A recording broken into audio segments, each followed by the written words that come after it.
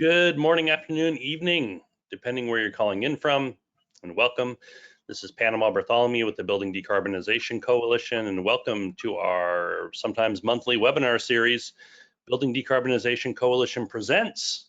And I'm very excited to have our special guest for this month joining us, Mr. Saul Griffith from Rewiring America, is going to talk about Rewiring America's vision for truly electrifying everything and getting the American economy on track towards meeting, exceeding, beating our climate goals. So looking forward to hearing from Saul. But just for a little bit of introduction to this webinar series, as well as letting folks join in, we had over 360 organizations register for this webinar. So thank you for joining us. Next slide, please, Lawrence. Just some backgrounder on the organization. The Building Decarbonization Coalition is a coalition of interests representing energy providers, manufacturers of heating equipment, the design and construction community, local governments, NGOs, and others. About 260 members now, all coming together to work on collaborative solutions for ending pollution from the built environment. We work on both policy and market solutions across the United States and with many wonderful partners that are coalition members and outside the coalition. Next slide, please. In 2019, we released a roadmap focused on just California's building stock and the 13 million homes and the hundreds of millions of square feet of commercial space, and how we could go about eliminating that pollution from the built environment. And we laid out a roadmap, very short, only 16 pages, to meet the attention span of your average policymaker, in order to be able to describe the steps that are necessary to achieve this goal. Next slide, please.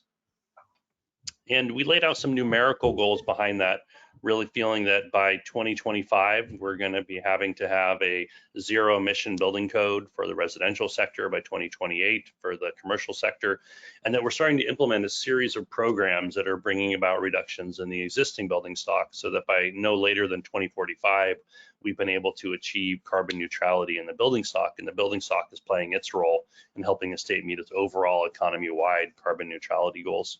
Inherent in that is the understanding that with the lifespan of some of the most critical technologies on this journey, water heaters and space heaters, that we're going to have to be phasing out the sales of gas units for water heating and space heating no later than 2030 due to their lifespan of about 15 to 20 years if we're to hope to meet those 2045 targets. And so we included in that roadmap some targets around the sales of heat pump technology to replace gas technology for water heating and space heating.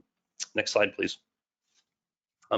But behind these numerical goals was a recognition that there had to be some fundamental market and policy changes to allow those numerical goals to be met. First and foremost, there's very low awareness among practically every stakeholder group when it comes to building electrification. Consumers, installers, policymakers don't have a very good understanding of the benefits of building electrification or the pathways we need to take in order to be able to get to full electrification. Number two, we of course need to make sure the customers are actually getting a good experience out of building electrification, and first and foremost, their value proposition, and so that the capital costs are beneficial for them, and then the ongoing operations costs actually make it a better deal to electrify than to stay with natural gas. Number three, we need to make sure that we can actually build a market on electrification. People need to be able to make money. We need to be able to build sustainable businesses for installers, for builders, for manufacturers off of electrification. So we need to bring about the market changes that make it more beneficial, more profitable to be putting in electric appliances rather than gas appliances. Number four, we need to make sure the supply chain is robust and ready to supply the scale that we need in order to meet our goals. And we need to be working to get barriers to the supply chain out of the way, like undersized electrical panels, lack of infrastructure in buildings. And number five, we need to align policies. We can't have our energy efficiency policies, our low-income housing policies, and other policies out of alignment with our climate and clean air policies. We need to be able to align those so that the first four goals are actually able to be met and are being encouraged by policy rather than held back by policy. Next slide, please. And so this webinar series is very much one of the many ways that we try to achieve our first goal. about raising awareness around building electrification. And we bring in global thought leaders like Saul, doers, thinkers, activators, to be able to talk to the building decarbonization community about what is the latest and the greatest in the field. Whether it be technology, policy, market practices, excitement, we bring in some of the top thinkers and doers to tell us what's happening so we can start to raise awareness around building decarbonization. So thank you for joining us on one of the ways that we try to raise awareness in this space. Next slide, please. And so just some logistics. As I said, we had over 360 organizations register for this webinar, so everyone is muted. Please feel free to ask any questions of Saul. We'll save about 20 minutes at the end of this presentation for Saul to answer questions. So please, via chat or the question and answer box, do that, and we will read those questions off to Saul at the very end. This webinar is being recorded. So if you missed it or you're just blown away by Saul's presentation and you want to listen to it every night before you go to bed, don't worry, it is being recorded and you will have access to it if you are a member of the Building Decarbonization Coalition. You can find it on our members page. Next slide, please. And that's not the only benefit of being a member. There are fantastic benefits of being a member of the Building Decarbonization Coalition, and we would love for you to consider joining the coalition, but having access to these webinar recordings is one of the great benefits that we give to members. If you're not a member, you do not have access to a recording after this. Next slide, please. And so the way that you can join is just go to buildingdecarb.org/join to join us. And with that, I'm going to start to introduce Saul. So Lawrence, please start the transition of the presenter mode over to Saul. We're very excited to be joined by Saul Griffith. He is currently calling in from the wildlands of Australia. I have no idea what time it is there, but it looks very dark, and we're very excited to have him here. We wanted to have him in because really Rewiring America has put forward what we think is the most compelling vision for the path that America needs to take in order to have its building and transportation sectors meet our climate goals in America and globally. And we love him because he thinks electrification is the pathway that it needs to go. And they've really laid out the best vision. And we asked him to come in and present that vision and to really talk about what he sees as the first steps of the vision actually being implemented and what's exciting him about the space and the progress that he's seeing. So with that, thank you so much for waking up early, Saul. And please take it away.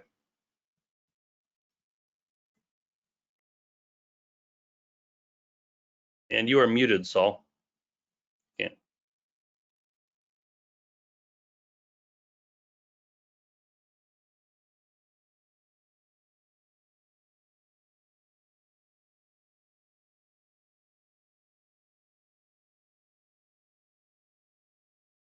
There we go. Hello? Hello there. All right. I didn't have control there for a second.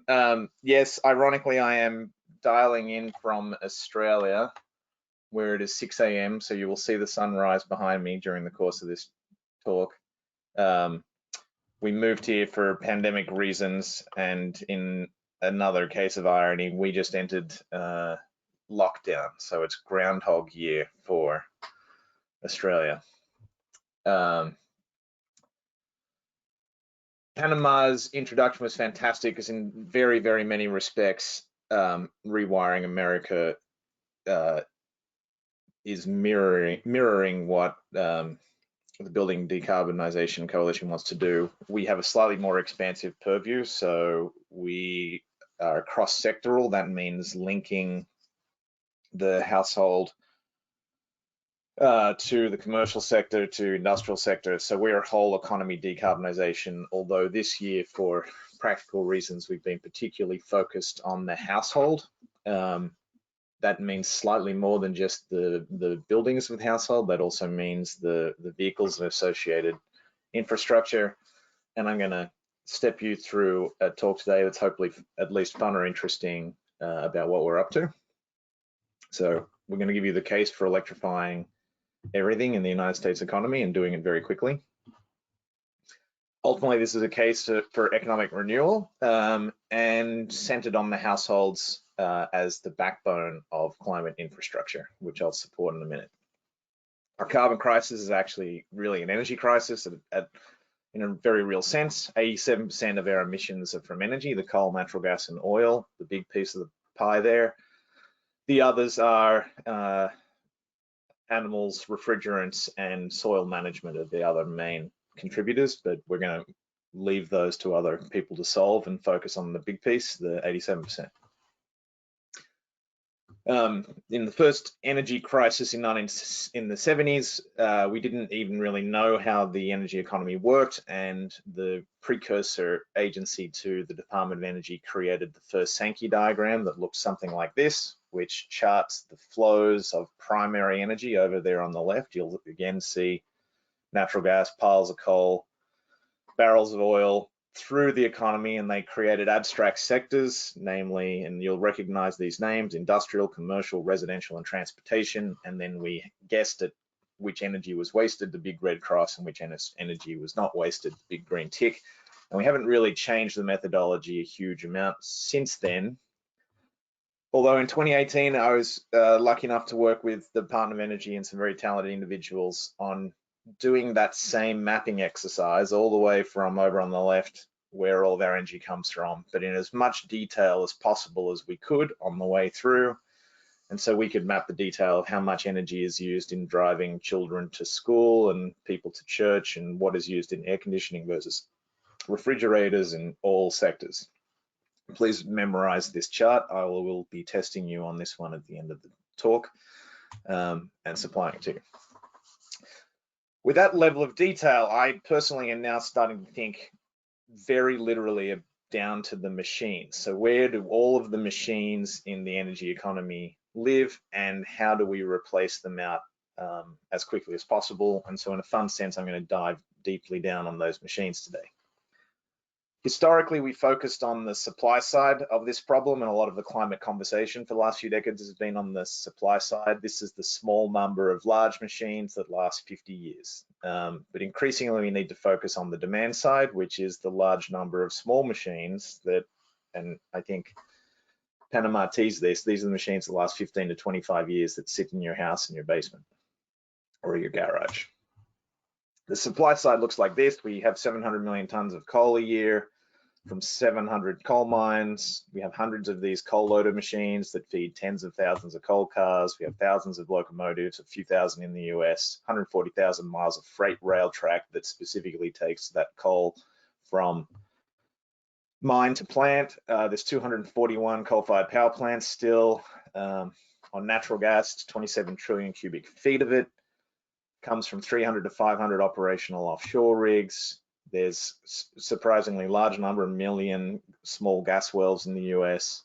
There's 321,000 miles of distribution lines that connect those wells to 120 LNG terminals, 400 underground gas storage facilities, and 2,000 gas-fired electricity generators. There's also 1.3 million miles of gas distribution lines that end at 69 million homes with a gas meter, or 3 million commercial buildings with a gas meter. This is Panama's sworn enemy, I suspect. Similarly, we have 150,000 gas stations that are fed by 100,000 tanker trucks that are in turn fed by 135 oil refineries that are collected by another 224,000 miles of oil pipeline to 1 million oil wells. And there are 63 oil tankers in the US fleet. So that describes the supply side big machines problem, and we obviously need transformation of that. But the demand side is where the voters are, and the decisions that determine the lion's share of our energy use live. So let's take a look at that. We've had this efficiency as a mantra since the 70s, because the answer to the 70s oil crisis was reduce, reuse, recycle. It was efficiency. It gave us CAFE standards. It gave us Energy Star appliances. But as you'll all know, you can't efficiency your way to zero emissions. We now need transformation for the new energy crisis that we have now, which is the climate crisis. So the answer to that is to electrify nearly everything. If you do a cross-sectoral study, so you don't sit in those traditional buckets of residential and commercial, and you say, well, where do our emissions come from?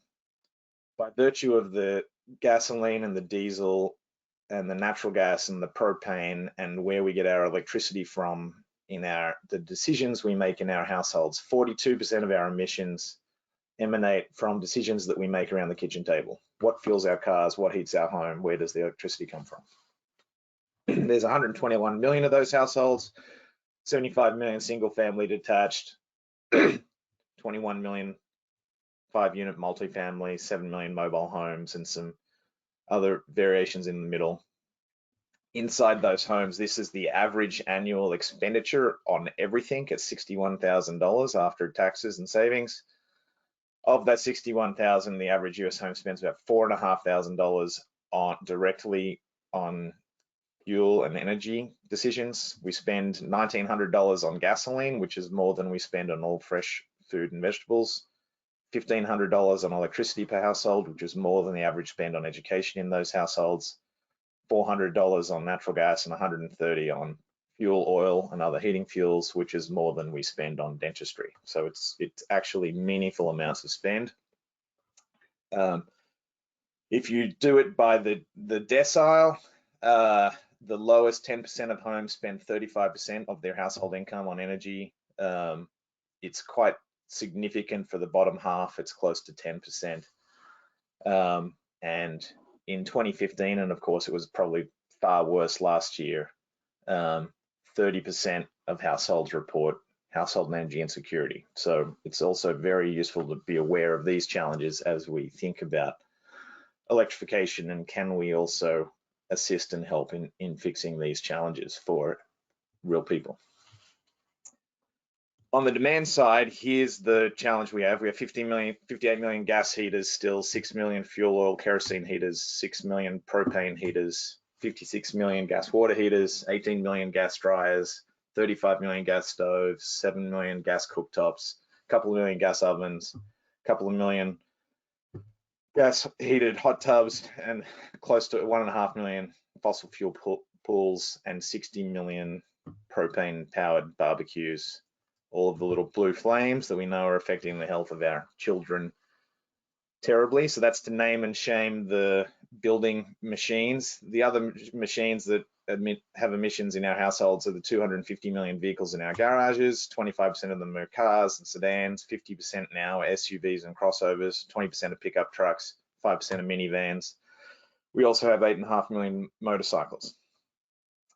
So if you look at these high use, these are responsible for the great majority of our household energy consumption. The heating and the driving on the right is the largest of all, but that's 380 million high use fossil machines.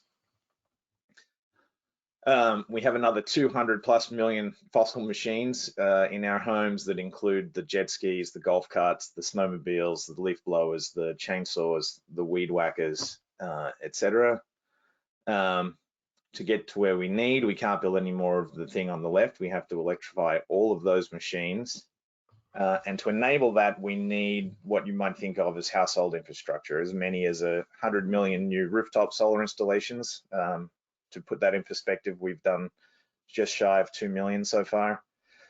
100 million household batteries, 100 million new breaker boxes. So when you electrify all of those loads in the homes, you more than double and nearly triple in some cases the total electricity load delivered in the household, which means our 100 amp load centers are going to be insufficient in the great majority of homes, and we probably need 100 or 200 million vehicle chargers to enable the electrification of the vehicle fleet. In total, that's 1 billion machines. To sober us all up, or to inspire us as to what a transformative couple of decades it's going to be, that's 1 million machines a week for the next 20 years, or 500,000 households per month. We're a little behind schedule, so that's the bad news. The good news is it's millions of jobs in construction, installation, manufacturing, finance, and sales. We actually did a job study last year at Rewiring America, and if you did this in the next 2 decades, commensurate with a 1.5 degrees Celsius warming target, you would create a peak of 30 million new jobs in the US energy economy, and you would stabilize at 10 million new jobs over and above the existing jobs in energy by 2035, 2040. The good political news there is the great majority of these jobs, or a huge number of them, are installation and retrofitting. These are the labor-intensive, long-hour jobs. There's also, depending upon our industrial policy, more or less jobs in the manufacturing of all of these machines, and there's even significant amounts of jobs in the financing to enable all of this. Of course, we have to transform our distribution network as well. Again, we will need to put, nearly twice as much electricity or 3 times as much electricity over the local distribution networks. We'll need long distance transmission to connect our wind and solar. So that has to happen on the supply side. There's some very good news in all of this. Electrification itself is a far greater efficiency than all of the efficiencies that the 1970s and 80s and CAFE fuel standards gave us. Pound for pound, electric vehicles will use little less than 1/3 of the energy of their fossil counterpart once we're providing that energy with solar and wind. Same with heat pump heating. You use about 1/3 of the energy of traditional fossil heating for equivalent amounts of heat. And then if we're doing that electrification cleanly, so with wind and solar instead of with natural gas and coal, we eliminate the enormous amount of waste. More than 2/3 of the energy from our fossil fleet is lost as waste heat in the generation of our electricity. So that's a fairly surprising turn. Without deploying traditional efficiency measures, but merely by the electrification, if you run through all the numbers, you can have all of the America we have, same sized homes, same sized cars, at less than half of the primary energy. And we can do even better than that if we also do envelope retrofits, insulation, and other more traditional efficiency measures. But the main point is electrification is the efficiency we need. This is that explicitly described for your average household. So this is from real data from the US. Today, the average household uses all of that energy on the left, about 80,000 BTUs per year, million BTUs. The fuel uses for driving is the purple one on the bottom. Space heat is the second largest. Water heat is the third largest. Little other heating there is cooking. Electrical non-heat, that teal color in the middle, is all of the appliances and devices in your house that aren't running on natural gas. And the big black bar at the top is the thermoelectric losses of the grid producing the electricity for that household. The future household on the right is once you have electrified everything. So you see that we're using less than, or about 1/3 of that 1/3 rule is sort of driving here, using about 1/3 of the energy that we were previously. On the, I should just say, but we do need to be aware that although you are lowering the total amount of energy enormously, you are doubling or tripling the amount of electricity in individual households that we need to supply. The good news is all the critical technologies are on target.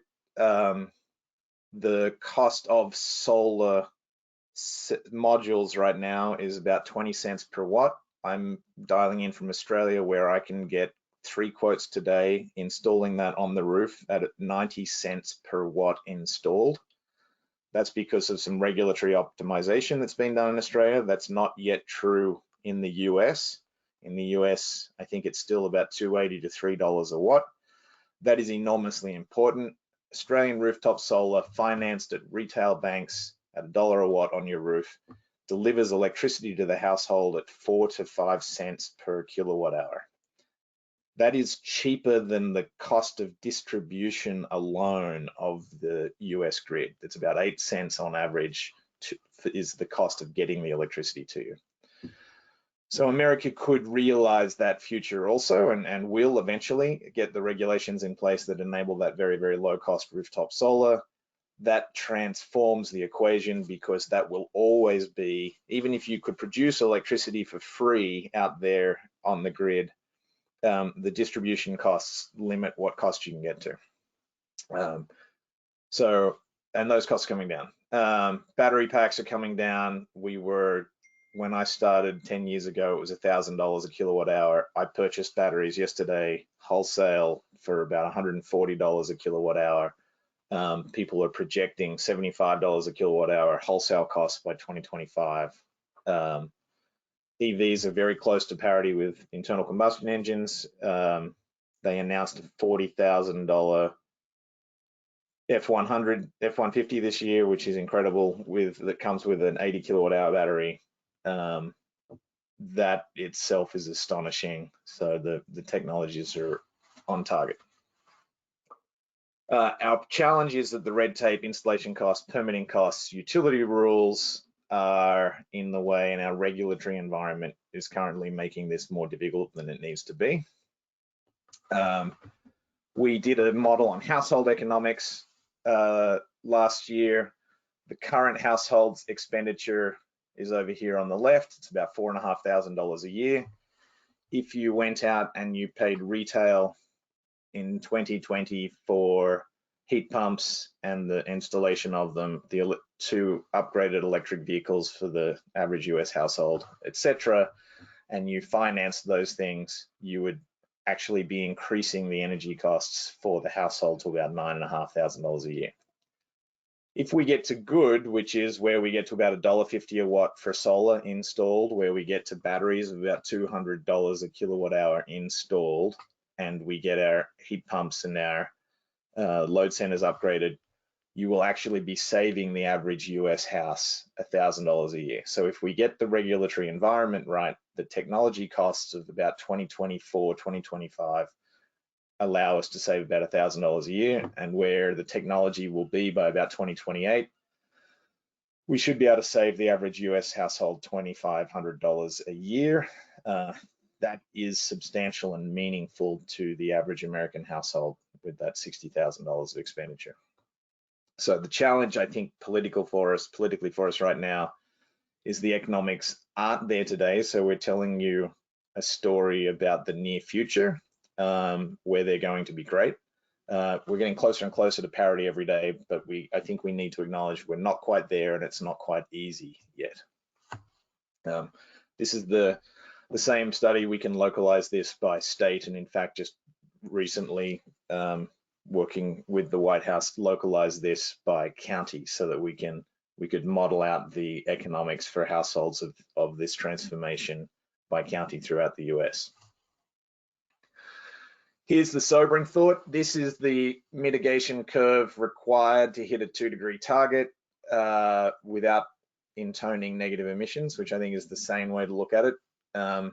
This is where the 50% by 2030 headline for the White House comes from.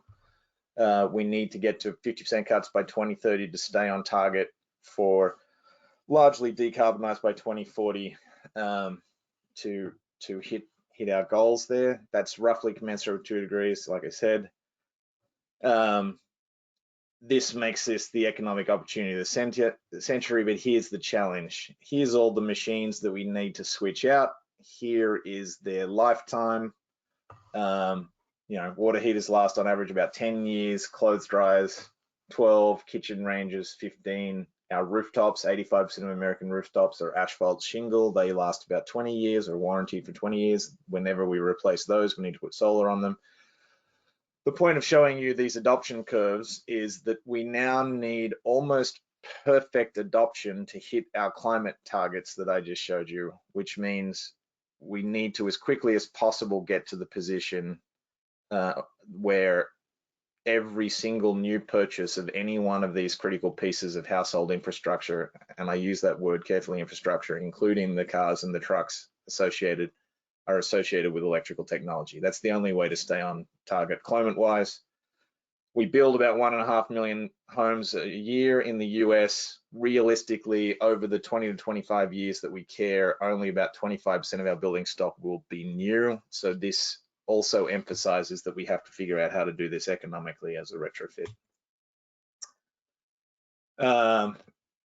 The political opportunity, I think, is very interesting in solving the climate change and achieving this. No household can be left behind. If we only solve this for the wealthiest 20% of households, we do not win. This is not a zero-sum game. It can lift all households, but this is to emphasize that if we fail to lift the lowest households, it will continue as a political wedge issue. Whereas if we succeed in lifting those households, we can build a much larger coalition and we improve the economics of the whole country. So that's the prize to win.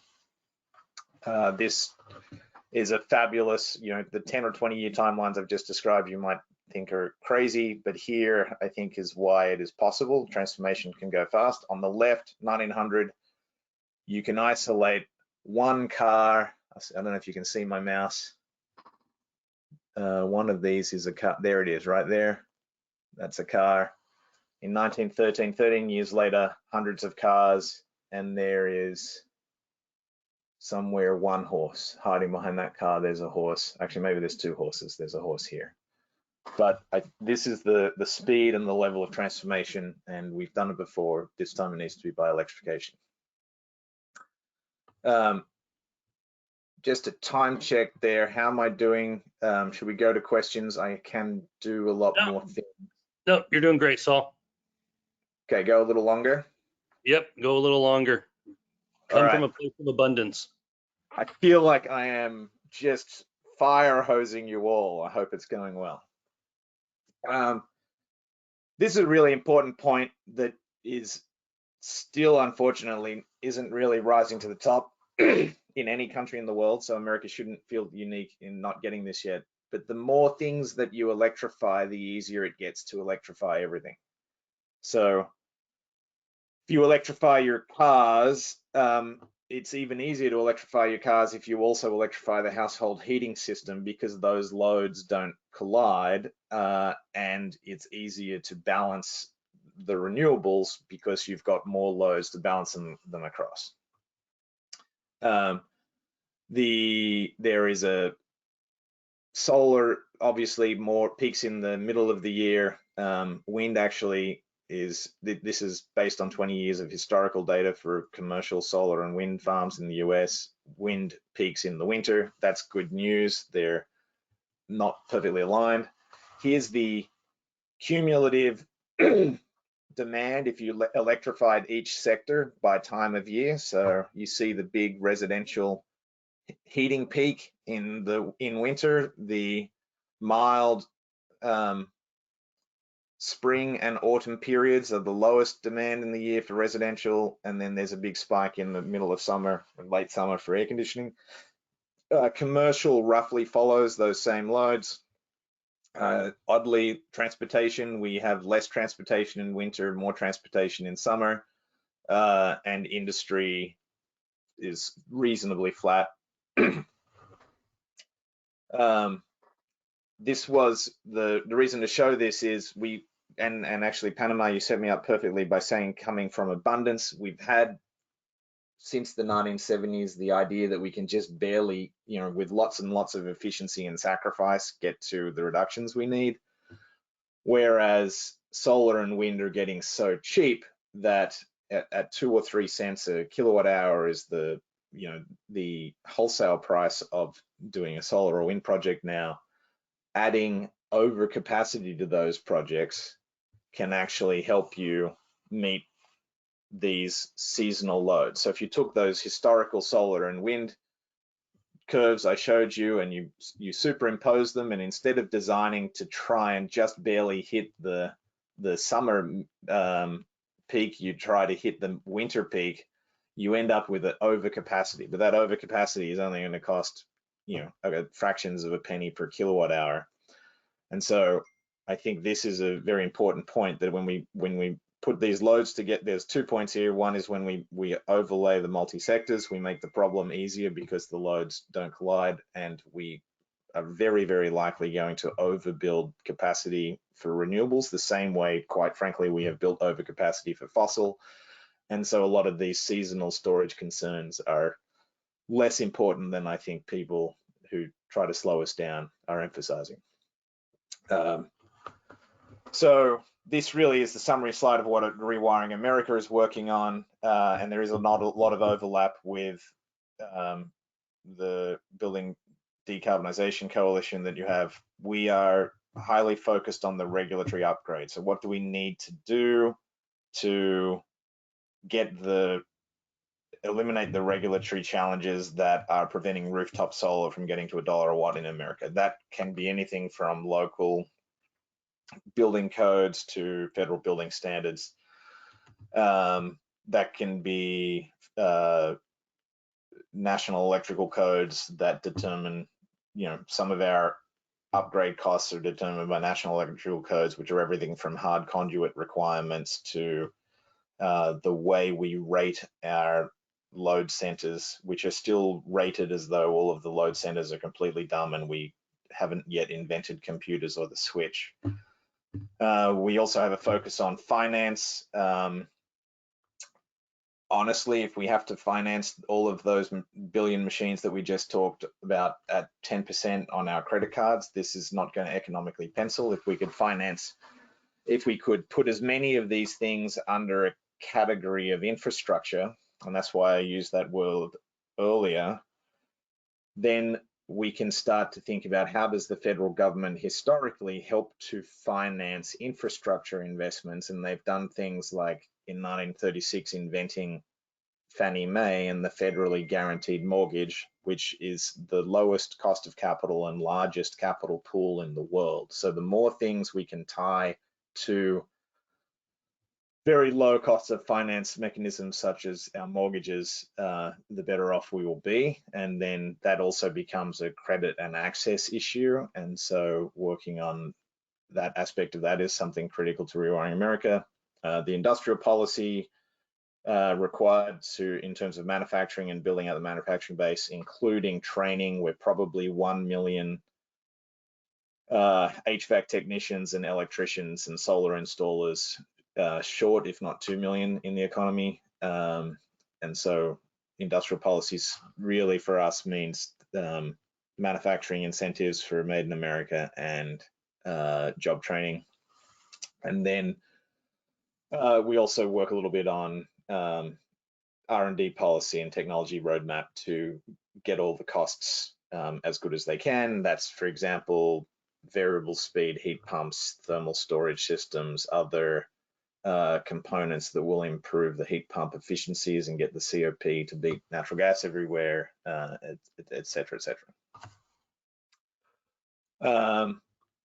I think I just said all that, so I can stop that one, and maybe I'll end on this optimistic slide, and then I have some detailed slides that I'll probably pull out when we go to questions. But I think the 2020-2025 period, to use some historical analogies, this needs to be the market building, learning how to do this. I think if we as a group, mea culpa, said, has anyone yet economically and easily, without contractor friction, without regulatory pushback, electrified even a single household in the US, meaning all aspects of decarbonizing that household, including the vehicles and the chargers?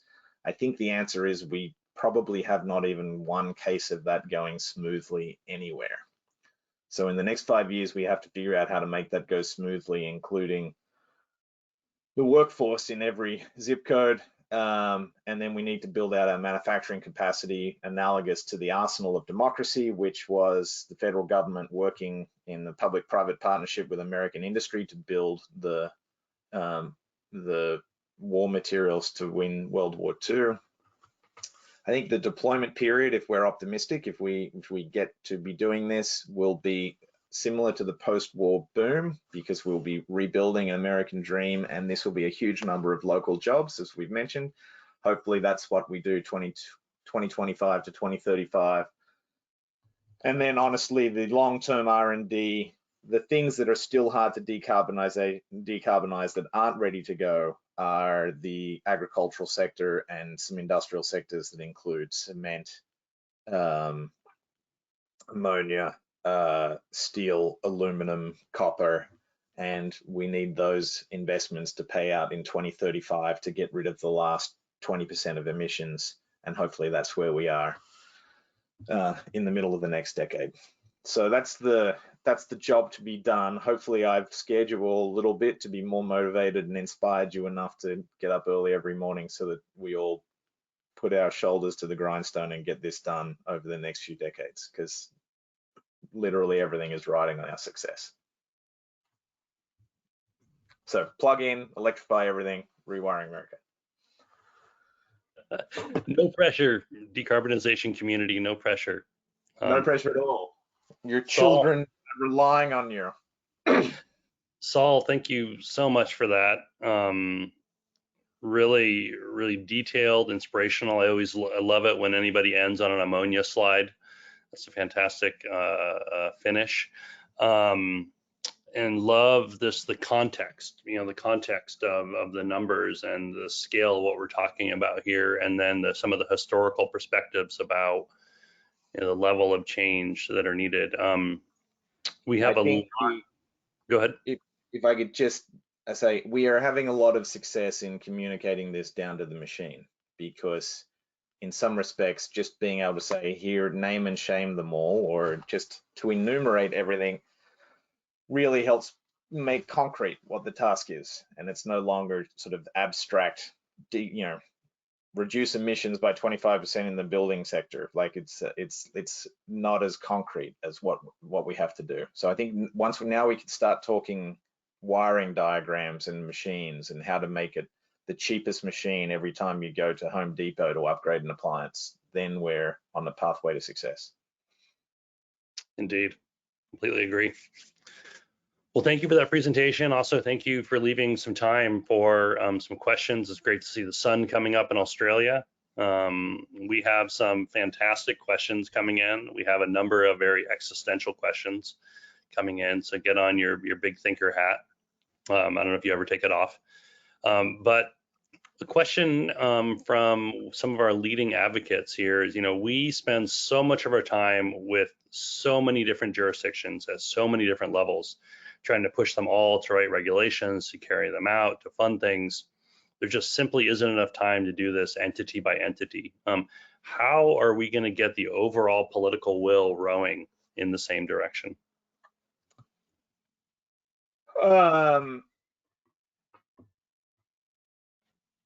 I think the answer is in the question. I think this is the biggest, most important question. I think if we go back to my mea culpa, we don't know how to do this in a single household, let alone a single street, let alone a single zip code.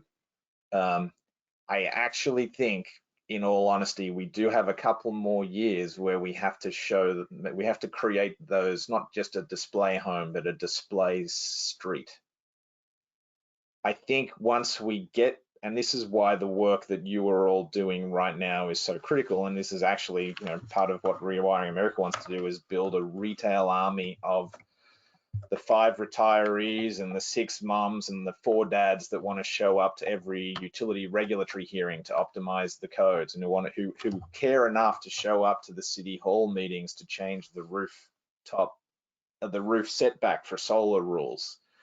Because eventually some set of that army will create a rule set that works for a much, much larger geographic area, and we'll be able to start to copy and paste those success stories as the federal building guidelines.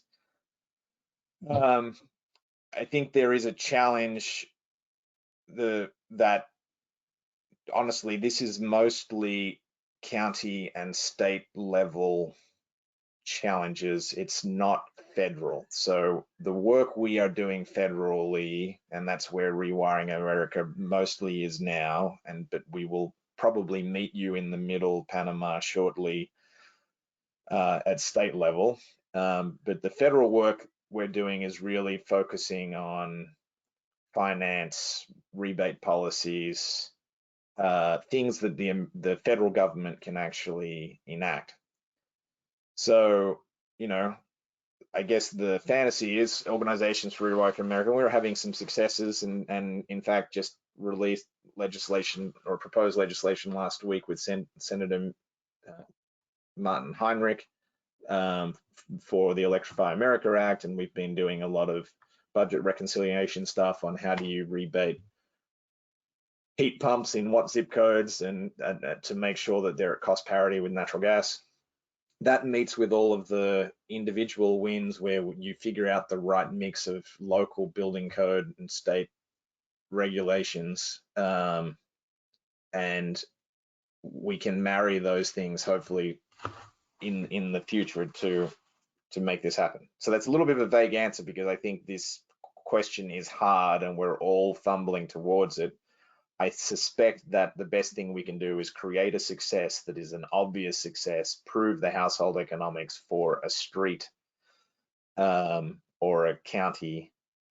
And I think it's my colleague and co-founder at Rewiring America, Alex Lasky, says we basically need a race to the top for American home electrification. And you set up that race between counties, and whoever gets there first, they get to be the federal guiding building codes and set of policies.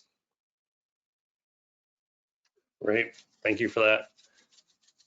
Yeah, and it seems like a combination of significant amounts of investment from the federal level to provide some of the grease to release some of the friction at the state and local level is that combination that we're looking for, and that Rewiring is doing better than anybody up pushing right now. So thank you for your efforts in DC. Yeah, yes, we probably have to spend a lot of money in the early days, such that enough contractors have done this that the first 4 phone calls you make to install a heat pump don't end with, would you like to buy a natural gas water heater? Indeed. So we agree. And that actually leads well into the next question from one of our top energy efficiency experts in California. More and more of our customers are asking about electrification, which is great, but who can help them with their specific plan to electrify? We want to point them to somewhere for whole house electrification, but not to a specific device supplier or installer. We need someone or a service that's less biased. Any suggestions about what the future of whole home electrification services will look like? I love this question, and I'll give you a funny answer. Today, I am, after this, when the sun comes up in Australia, I am meeting with the head of Macquarie Bank, which is one of the largest banks in Australia. They heard me do a podcast a year and a half ago where I said what we need is a financing package at a bank that will finance whole home electrification, including the vehicles, etc. They are a unique Australian bank that provides car loans, home loans, and refinances. They have called me in because they want to discuss the new product that they are launching next week or next month, which is a home electrification set of financial products. And we are then going to talk about the gap in the market, which is a service that can help you do these things. Because that's what's really missing. Every home is a little bit different, but they roughly all need a heat pump, water heater, heat pump heating, some level of battery, some level of solar, some level of vehicle chargers, upgraded load center. If we do each one of those installations one at a time, and we have to run conduit and electrifying the kitchen, for example, as another, so there's sort of those, that's one of the other key components. If you have to visit the house 9 different times to do all of those, that's going to very much increase the cost and the overhead. So how do you make sure that you do 2 or 3 or 4 of these things at a time? How do we make sure that the we know historically that people do these household upgrades either when they refinance or when they move. So how do we make sure you're right there with the guide and the help and the service at that moment? To the mea culpa again, I can't find you an electrician that can draw a sane wiring diagram of the whole house done with a control system that isn't some kludgy nerd's version of like Tesla's car charging interface and somebody else's solar analytic reporting thing, and none of it works because you've got a bloody Raspberry Pi in the basement that turns on and off trying to fix it. So honestly, this is not the hard technology anymore, but it's the hard consumer experience. We need a little bit of technology to come in that is the home control center that manages and balances the loads. there's a healthy competition in the market that I'm seeing for, will that happen in the home battery? That's Tesla's play. Will it happen at the load center? That's companies like Span. Or will that happen in the appliances? I think there's a reason to believe that could happen. Will it happen through devices like Google Home or Alexa's Amazon? So to specifically answer your question, I speak to now and talk to people in all of those categories who are wrestling deeply with the question, what does it look like when this is easy, and how do we make it easy, and how do you make it a pleasant consumer experience? How do we go away from today, for the 8 things you need to upgrade, you have to make 5 contractor phone calls for each one or 2 permits for each one, et cetera, and how do we get to a situation where it's 1 phone call to 1 service that makes the rest of that stuff invisibly happen, and you know, you go away for a weekend and you come home and you're decarbonized. Like I think there's enough entrepreneurs now pointed at this problem, and there's enough venues where we're talking about this, like this right now, that, you know, hopefully I've converted 2 or 3 of the listeners into people who will figure out how to do that and create that service. Indeed. And it leads us to a a critical partner in this effort, and a number of people have brought up this partner, and that's the utility. And I'm curious about your view about the current utility sector, and the need for a changing business model for utilities to actually be able to be not just willing but eager partners in this effort, and the importance of rate reform in order to make sure that, one, utilities are going to be incented or even required to do this, but 2, that customers are actually going to get a good experience out of this. So perhaps some of your perception about the changing dynamics of the utility business model in America and what's needed to really make them eager partners, and how important is rate reform on both the gas and the electricity side to reach our goals? You mentioned utility. I twitch a little, and I want to try to figure out how to avoid the question. But I always think of, again, my co-founder Alex. So he's founded a company called O-Power, which he's probably one of the only entrepreneurs in America that built a successful business working directly with utilities. And he will look you straight in the eye. I'm trying to figure out where my camera is. He will look you straight in the eye and he will say, I am fond of and have a deep love of the utilities. And I try to channel him, and I can't remember who it was, but there's another colleague or friend who said, look, the utilities are actually kind of amazing. They have nearly 100% success at billing. They have nearly 100% success at delivering electricity. The uptime is incredible. The reliability of these systems is really quite incredible, despite the few small headlines. They have a highly trained workforce that's out there solving these problems all the time. So I think if you take that, I have a soft spot for utilities, and they are actually competent optimism. I think there's a big role for them to play. Even if you did all of the rooftop solar you can, that's only going to be about 1/3 to 1/2 of the load. And in fact, even in that total penetration of maximum amount of rooftop solar, the utilities will experience load growth. They haven't quite absorbed this yet, so they still believe these things are in competition. So I think we are, and obviously there is the conflict in the US of, you have split fuel utilities that are natural gas and electricity, and one side of the business is fighting against the other right now. I think that needs to be a little, I think once they sufficiently absorb what we have to do, and they sufficiently absorb how the loads change with a lot of electrification, they'll understand that it's not necessarily a bad thing, and it's probably a very, very good thing for the electric utilities. They don't get eliminated by all of these distributed resources. I believe there is a strong case for on-bill financing for a lot of this market. and I like some of the Department of Energy's loan office programs, where in essence the federal government helps the utilities finance consumers to do this electrify, and the householder ends up owning the hardware.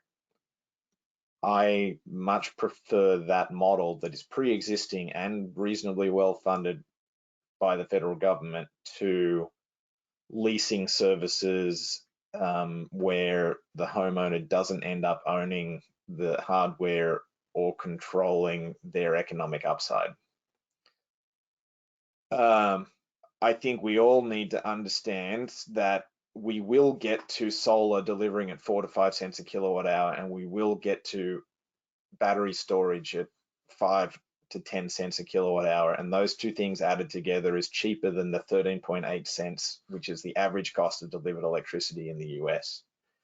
In that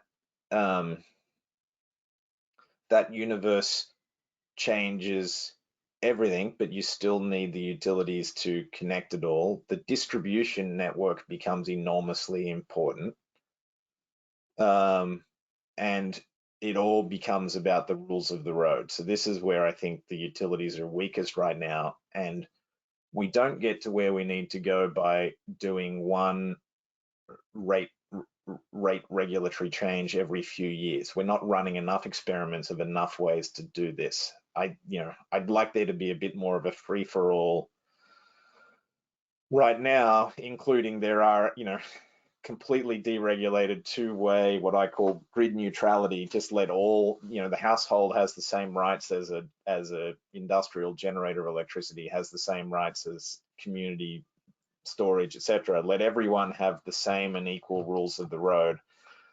I find it hard to believe that that won't lead to the lowest cost system, but there will be nerves and there will be a lot of pushback because of historical things like guaranteed access, guaranteed low price, etc. But I think all of those concerns that we created the regulated utility to solve can be solved in a number of ways, but we don't find those solutions by slowly changing the rate structures one utility at a time, 1 year at a time. Like, I think we much more quickly need to get to something that looks like that grid neutrality and solve a few of these corner case problems, like reliable low cost access for low income homes with other mechanisms than we have right now. So I'm not encouraged. I think all of the world's utilities, and I don't see any country that's doing it well, are not on track to be the contributor we need them to be, and we need them to be it. And I also, to throw in a huge number of thoughts into this bucket, obviously we need a huge amount of storage in this future world. And, if you draw the wiring diagram for the individual household, and then you draw that wiring diagram out to the street, and then you draw that wiring diagram, like literally thinking about the copper wires all the way from the toaster to the substation, and you say, where should the batteries sit, right? It's not clear that we're not doing the worst of all worlds right now. We're putting the batteries on the side of homes where they have building code regulations and they need bollards, and they're going in at $800, $1,000 a kilowatt hour, even though the cells are 150. We could put them in the appliances, which means they're installed in the appliances. You get much higher uptake, you get them incrementally added, and they're installed at the factory, so there's no extra installation labor for the battery. Or we could put it at the distribution pole, which would make a huge amount of sense. Manage all the under and over voltages by putting all of the batteries in the distribution network. And given that we have a highly competent set of men and women who wear hard hats and yellow vests who already visit all of those poles all the time, that would make it the most maintained and potentially lowest O&M system of batteries. The other worst place that we're putting them is way out on the grid, where you pay double for the transmission costs forwards and backwards for the battery. So it's like right now we're choosing the worst places to do some of these things because we're not thinking systemically about I think this is why it is useful to think down to the machines, down to the copper wires, and where do the batteries want to be, where do the generators want to be, etc. Where's the control system? Last thought, the point about the cost of batteries and the cost of solar is the future will be cheaper for the household, and I hinted that in the presentation. There's $2,500 per household up for grabs per year. That's $300 billion per year in the US for the households alone. There's close to that again for the commercial sector. I would really like to strongly say let's think about who those winnings could go to. They could go to the household, they could go to the utility, they could go to commercial entities that want to do leasing or other business models around this. And I think it's worth right now saying, and I'm sure there's a lot of policymakers, a lot of people here, if we are honest with ourselves, hopefully we all would like the greatest portion of those savings to go to the household. And then probably you need to enable some amount of that money to go to the utility sector, because they need to play a role, because without their glue, it's not all going to work. But the noisiest people doing the biggest land grab is bucket number 3, which is third-party services that will happily take all of that margin, largely for just solving the capital cost problem for the consumer. So again, I think as with where do the batteries want to live, where do the savings want to go, I think it's really worth stepping back and asking those questions every time you're trying to design and figure out how to do this better. And hopefully we all have as the North Star, let's return these savings to the households where they're going to be the most impactful. Spicy finish, Saul. We're at time. We're starting to lose folks, but do you have time for one more question? Sun isn't quite up. It's looking overcast and the waves are not good. So yes. Some of your surf buddies have been asking questions and offering to host you when you come back to the US in the question period. So you can't talk about decarbonization right now without talking about hydrogen. And so I love your spicy take on the role of hydrogen in decarbonizing the economy. And we'll finish there. I built a company and sold a company to a coalition that includes Toyota and Porsche and Audi and Chrysler. So I have made all of the hydrogen tanks that go in cars. So I know a little bit about hydrogen. I also am currently working on a project with the DOE to make an isothermal compressor to eliminate a lot of the energy cost of compressing hydrogen. I could, so if hydrogen wins, I will be surfing forever and never have to work again. So that'd be great, but it won't win. It's thermodynamically a pretty terrible idea. Remember that hydrogen is really electrification anyway, because you have to make electricity first to create hydrogen. There is, whether you go electricity to hydrogen to compression to storage to fuel cell to electric motor, or same thing to burning it or whatever, all of those pathways look like you only end up with 25 to 50% of the original electricity worth of energy. So it's a very, very inefficient battery to go through hydrogen. Another way to say it is, if we did a large portion of the economy through hydrogen, we have to deploy 2 or 3 times as many solar cells and wind farms, and we're going to actually run out of room. Like I said earlier, I showed you that oversupply is a pretty good strategy to deal with things like seasonal storage and other things that people say hydrogen will be good for. So I think there's a whole lot of other strategies. But the answer to how much hydrogen is sort of in there. We will use all of these other strategies because they're just fundamentally cheaper. Because remember, if you're putting hydrogen in between electricity that's generated at 3 cents a kilowatt hour and the end user, you're increasing the cost of whatever it's doing. So it just economically loses on every single vector. But we will use some to solve the last 5% of problems. And whether that 5% is 2% or whether that 5% is 10%, and I don't think it's going to be very much more than that, will basically depend upon some economic optimization of oversupply and cost of other batteries, et cetera, et cetera. So there won't be no hydrogen, but there won't be anywhere nearly as much as the advocates want you to believe. Why is there so much advocacy for it? You might ask. Well, it's because in some respects it's historical. Germany and Japan didn't have any domestic liquid fuels for World War II, so they were trying hard to do gasification of coal to make liquid fuels and gaseous fuels that they could use. They lost the war for not having a domestic supply of fuel. So the hydrogen conversation globally is driven by two polluting factors. One is this geopolitical security, because those countries don't want to imagine a single point of failure electricity connection to their country. They'd like to imagine that there's 20 suppliers of hydrogen that they can source from, the same way that you can buy oil from Russia or from Saudi Arabia. So there's that geopolitical security aspect, and Germany and Japan have been very, very big advocates of hydrogen because of that. In the US, the advocates of hydrogen are the natural gas industry, because all of that hydrogen in the world is a byproduct of the natural gas industry. It's a highly profitable byproduct, so they're very cynically selling it. They are cynically selling the idea that we'll put hydrogen in pipelines to heat our homes. That is never going to happen. At most, you can mix 20% hydrogen with natural gas before you start having metallurgical problems with the pipelines, other problems. So it's not a decarbonization strategy. Actually, it's a cynical delay strategy. And there's a whole bunch of unions that have been sold on the idea of hydrogen because it looks like the jobs they already have in fitting and turning. So there's a lot of pressures that make the hype way more hypey than the physics, which tells you that it's not going to be very much.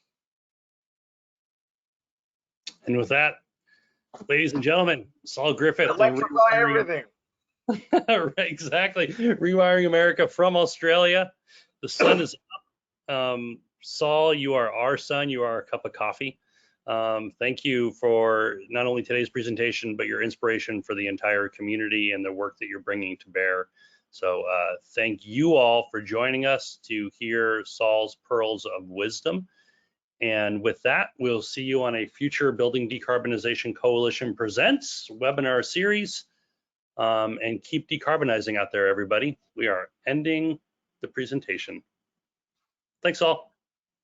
500,000 homes a month. Let's go.